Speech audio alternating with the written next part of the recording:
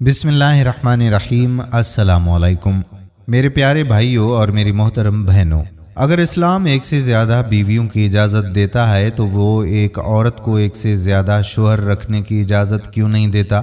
बहुत से लोग, जिनमें बाज़ मुसलमान भी शामिल हैं, इस अमर की दलील मांगते हैं कि जब एक मुसलमान मर्द को एक से ज़्यादा बीवियां रखने की इजाज़त है तो यही हक औरत को क्यों नहीं दिया गया? सबसे पहले मैं ये कहूँगा कि इस्लामी मुआशरे की बुनियाद अदल और मसावात पर है। अल्लाह ने मर्द और औरत को बराबर पैदा किया है, लेकिन मुख्तलिफ सलाहियतों और जिम्मेदारियों के साथ मर्द और औरत जिस्मानी और नफ्सियाती तौर पर एक दूसरे से बहुत मुख्तलिफ हैं, इसलिए कि उनके किरदार और जिम्मेदारियां भी मुख्तलिफ हैं।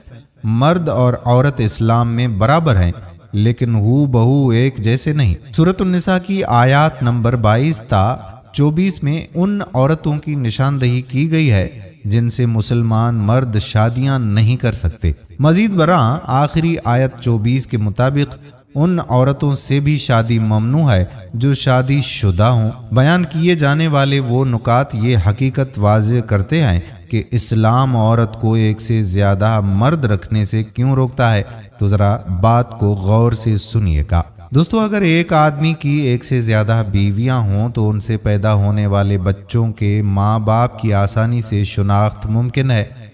इस सूरत में बच्चे की माँ और बाप की पहचान हो सकती है। एक से ज़्यादा शोहर होने की सूरत में पैदा होने वाले बच्चे की माँ तो मालूम होती है, मगर बाप का पता नहीं चल सकता। इस्लाम माँ और बाप दोनों की पहचान को बहुत अहमियत देता है। माहिरीन नफ्सियात के नज़दीक जो बच्चे अपने वालिदैन को नहीं जानते, ख़ास तौर पर अपने बाप को, वो बहुत ज़्यादा ज़हनी तकलीफ़, बेचैनी और कशमकश का शिकार होते हैं और अक्सर ऐसे बच्चों का बचपन नाखुशगवार गुजरता है। यही वजह है कि तवाइफों के बच्चों का बचपन सेहतमंद और खुशगवार नहीं होता। ऐसे ताल्लुक़ से पैदा होने वाले बच्चे को जब स्कूल में दाखिल कराया जाता है और उस वक्त माँ से उसके बाप का नाम पूछा जाता है तो उसे 2 या उससे ज़्यादा नामों का हवाला देना पड़ता है।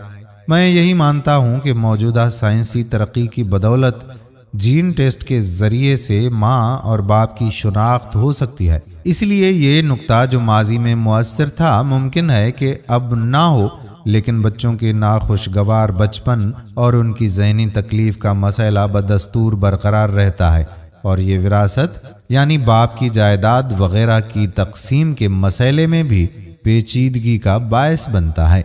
मर्द फितरी तौर पर औरत की निस्बत मुतअद्दिद शादियों का ज़्यादा ख्वाहिशमंद होता है।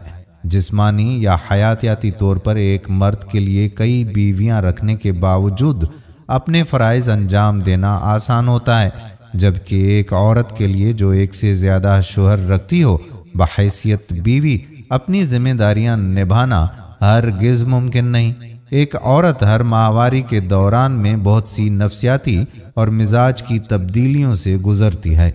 एक औरत जिसके एक से ज़्यादा शोहर हों, उसे बैक वक्त एक से ज़्यादा मर्दों से जिनसी ताल्लुकात रखने पड़ेंगे तो उसको बहुत सी जिनसी बीमारियां लग सकती हैं जो वो अपने किसी शोहर को मुंतकिल कर सकती है, चाहे उसके तमाम शोहरों के दूसरे ख़वातीन से गैर इज़्दवाजी ताल्लुकात ना भी हों।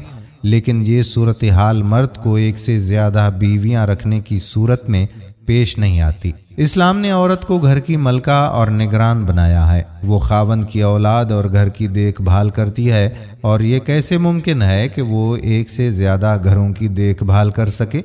दूसरी बात यह है कि मर्द के अंदर एक फितरी गैरत है जो हर सलीमुल फितर शख्स के अंदर पाई जाती है कि बीवी के मामले में वो किसी की शराकत बर्दाश्त नहीं करता।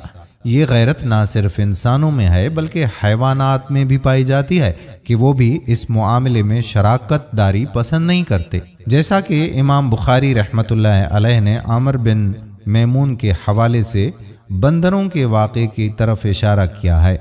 हाफिज़ इब्न हिजर रहमतुल्लाह अलैह ने फतहुल बारी में उसे तफसील के साथ जिक्र किया है। आमिर बिन मैमून कहते हैं कि मैं यमन में एक टेले पर अपने ख़ानदान की बकरियां चरा रहा था कि एक बंदर और बंदरिया वहां आए। बंदर ने बंदरिया का बाजू अपने सर के नीचे रखा और सो गया। इस दौरान एक और बंदर आया और उसने बंदरिया को बहकाया और वो उसके साथ चली गई। اور تھوڑا دور جا کر انہوں نے بدکاری کی۔ پھر بندریا واپس آئی اور اپنا ہاتھ بندر کے سر کے نیچے داخل کرنا چاہا تو وہ جاگ اٹھا۔ اس نے اسے سونگھا اور چلانے لگا۔ کئی بندر اکٹھے ہو گئے۔ وہ مسلسل چلائے جا رہا تھا اور اس بندریا کی طرف اشارہ کر رہا تھا۔ بندر ادھر ادھر گئے اور اس بندر کو لے آئے جس نے بدکاری کی تھی۔ انہوں نے ان دونوں کے لیے ایک گڑھا کھودا اور انہیں ختم کر دیا۔ اس طرح خنزیر کے علاوہ تمام جانوروں میں یہ غیرت کی حس موجود ہے۔ جب حیوان برداشت نہیں کر سکتے کہ ان کی مؤنث کو کوئی اور نر استعمال کرے تو انسان اپنی شریک حیات میں شراکت کیسے برداشت کر سکتا ہے؟ یہ تمام وہ ظاہری وجود ہیں جن کا آسانی سے علم ہو سکتا ہے۔ ممکن ہے اور بھی بہت سی وجوہات ہوں جن کا علم دانائے راز ہے۔ دوستو، ہم امید کرتے ہیں کہ یہ واقعہ آپ کو ضرور پسند آیا ہوگا۔